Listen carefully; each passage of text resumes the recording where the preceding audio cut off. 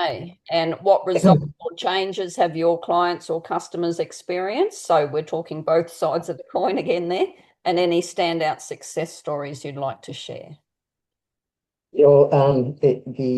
We have been elated and very surprised about the amount of impact that this strategy over the last couple of years of to know before you go has resonated. So what we do is we measure a thing called engagements. When someone clicks on a virtual tour, listens to an audio guide, studies a sensory guide, every time someone clicks on that, we call that an engagement because they're making and that's a social impact because they're making a decision to participate in the real world. That's not someone, the information, it's not just flying through their screen when they're doom scrolling in the middle of the night and they're not seeing it. It's actually, I'm clicking on it to make a decision. Am I going to take my kids to the pool or the shops tomorrow?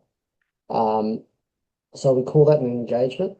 Yeah. And what we've achieved is on average, each venue has between 30,000 to 50,000 engagements every single year.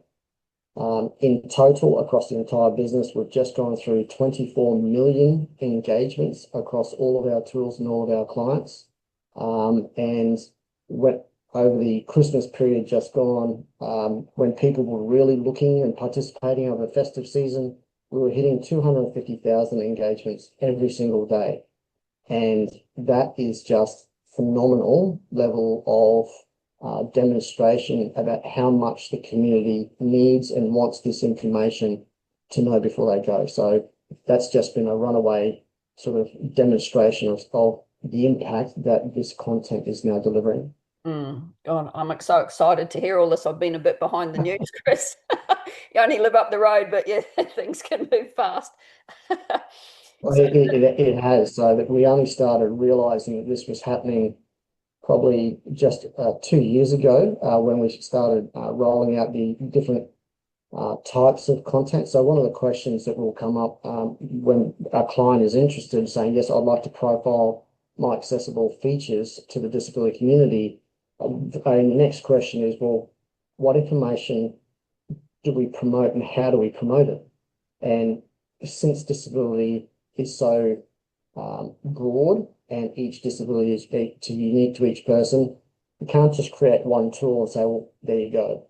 So the reason why we do create multiple tools, such as a virtual tour, visual story sensory guide, audio guides, access guides, communication boards, keyword signboards, is that each of those different tools has an alignment toward a disability category or type. So, for example, if you're blind, low vision, the audio guide makes sense. But a lot of people who are low vision love the virtual tour because they can do wayfinding planning at home by zooming in at the entrance and they can see the tactile steps or understand that there's carpet or there's concrete. So they'll know their cane will sound different as they're moving through the venue. So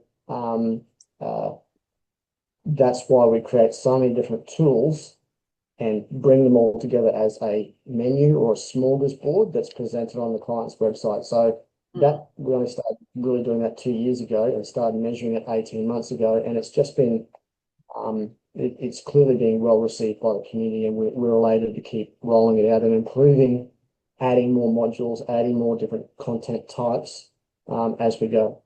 yeah, and I know for myself with having chemical sensitivities.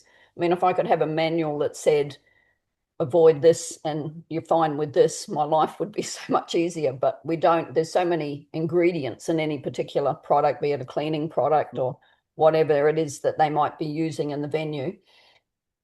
You just don't know. So, I mean, I'm basically gambling every time I walk out the door as to whether Yes. I'm going to be able to deal with it. I can deal with it most of the time, but that means when I can't deal with it, it's like a bigger smack in the face. So what I've seen in doing your tours on the websites is that gives me information as to how cluey the venue might be about someone about chemical sensitivities because you can see in how they express themselves as to Mhm. you can pick up hints.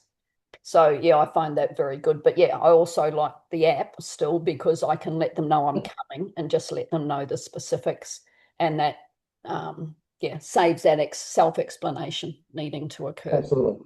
when I walk in the door. So yeah, fabulous stuff.